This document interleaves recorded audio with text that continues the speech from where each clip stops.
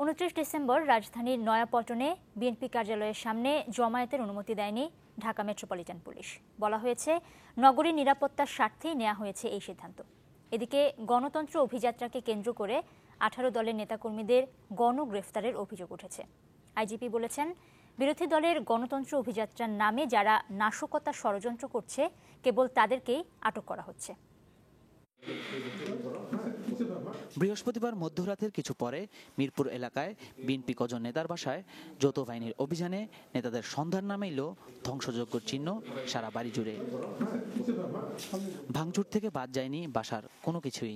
মিরপুর কাজীপাড়ায় যুবদল উত্তরের সভাপতি মামুন হাসানের বাসার দারোয়ান জানান, মধ্যরাতের কিছু পরে ঘটে এমন ঘটনা।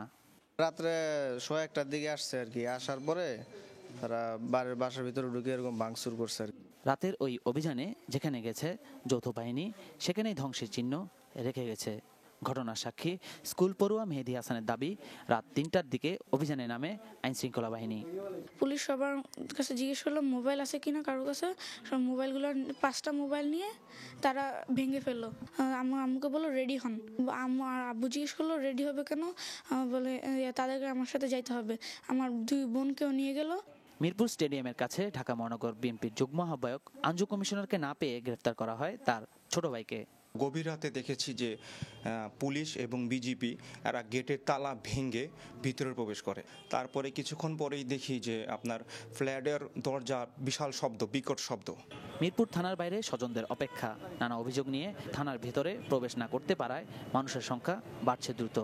আমার ছোট ভাই কালকে পরীক্ষা দিতে আসে, ওকে বাসা থেকে ধরে নিয়ে আসে। ওর অ্যাডমিট কার্ড সাথে থাকা অবস্থায়, দেখানো অবস্থায় কিন্তু তো ওকে ছাড়তেছে না। মানুষের যে খাবারের দরকার সেই খাবারটুকু দেওয়ার জন্য বারবার আকুতি করার সত্ত্বেও তারা আমাদেরকে এই পর্যন্ত ন্যূনতম সেই সুযোগটুকু দেয় নাই। তবে আইজিপি বলেছেন, এমন অভিযান নিয়ে বিভ্রান্তি ছড়ানো হচ্ছে। গণগ্রেফতার বলে আইনানুগ দায়িত্ব পালন করার যে কার্যক্রম, সেটাকে যদি অন্যভাবে উপস্থাপিত করা হয়, আমি মনে করি সেটা দুঃখজনক হবে।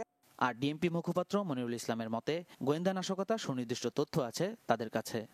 জাতীয় পতাকা বহনের অন্তরালে লাঠি সোটা, দা কোড়াল এগুলো নিয়ে ঢাকায় প্রবেশ করতে পারে বা কি করছে, এরকম একটা তথ্য আমাদের কাছে এসেছে। তার অংশ হিসাবে অভিযান আমরা শুরু করেছি। গত রাত্রেও মিরপুর এলাকায় কতিপয় জায়গায় অভিযান হয়েছে, সেখানে 130 জনের মতো আটক হয়েছে।